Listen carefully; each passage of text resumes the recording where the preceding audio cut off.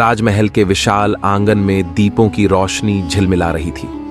महल के चौकों और गलियारों में संगीत और नृत्य की आवाजें गूंज रही थीं। यह दिन था जब पूरे राज्य में एक महोत्सव का आयोजन किया गया था। राजा वीरवर्धन और रानी चंद्रलेखा के राज्यारोहण के शौर्य और प्रेम को समर्पित यह उत्सव था। राजमहल का वातावरण सौंदर्य और आनंद से भरा हुआ था। हर दरबारी और प्रजा ने महल के गर्व से चहकते हुए जोड़े को देखा। राजा वीरवर्धन, जो युद्ध में न केवल अपराजित थे बल्कि शांति और न्याय के प्रतीक भी थे, अपनी रानी के साथ खड़े थे।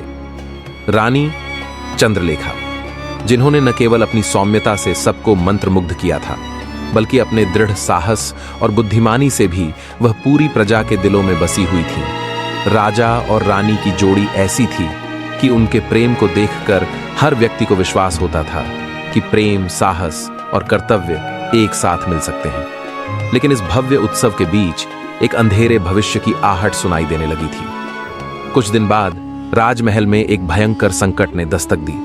रात के घने अंधकार में एक काली शक्ति ने महल के वातावरण को घेर लिया। यह शक्ति किसी एक शत्रु का कार्य नहीं था बल्कि एक श्राप था जो खुद देवताओं की उपेक्षा से उत्पन्न हुआ था। यह श्राप राजा वीरवर्धन पर पड़ने वाला था। राजा वीरवर्धन, जो अब तक राज्य के सबसे महान शासक के रूप में पहचाने जाते थे, अचानक एक अपार बीमारी से घिर गए। चिकित्सक, वैद्य और पुरोहितों ने कई प्रयास किए लेकिन कोई भी उपाय कारगर नहीं हो पा रहा था। राजा की हालत दिन प्रतिदिन बिगड़ती जा रही थी। रानी चंद्रलेखा को यह विश्वास था कि यह कोई सामान्य बीमारी नहीं है बल्कि एक काली शक्ति का असर है। यह श्राप किसी भी सामान्य इलाज से नहीं ठीक होने वाला था। रानी को यह महसूस हुआ कि राज्य की रक्षा और अपने पति की जान की सलामती के लिए उन्हें कोई बड़ा कदम उठाना होगा। रानी चंद्रलेखा का मन अंदर से टूट रहा था। एक तरफ उनका प्रेम था और दूसरी तरफ राज्य की सुरक्षा का कर्तव्य। वह जानती थीं कि उनके प्रिय राजा की जान बचाने के लिए उन्हें किसी भारी बलिदान को स्वीकार करना होगा।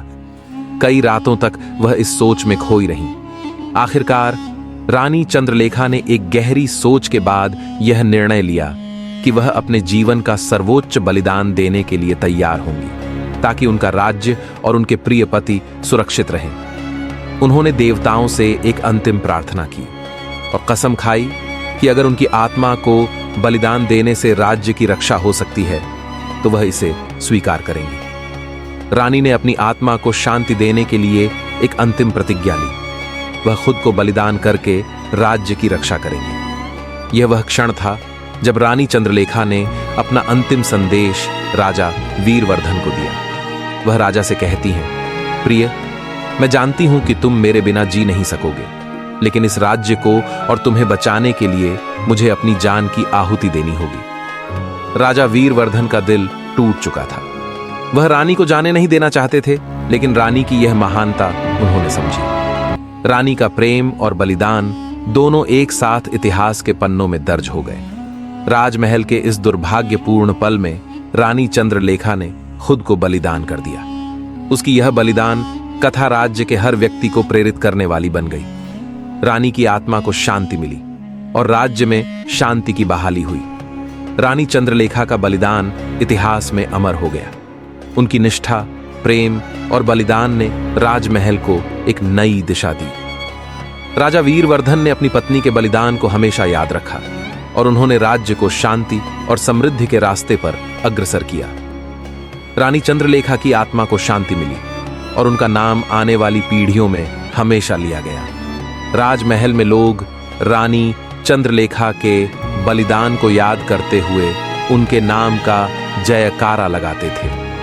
यह कहानी प्रेम, बलिदान और कर्तव्य की गाथा बन गई।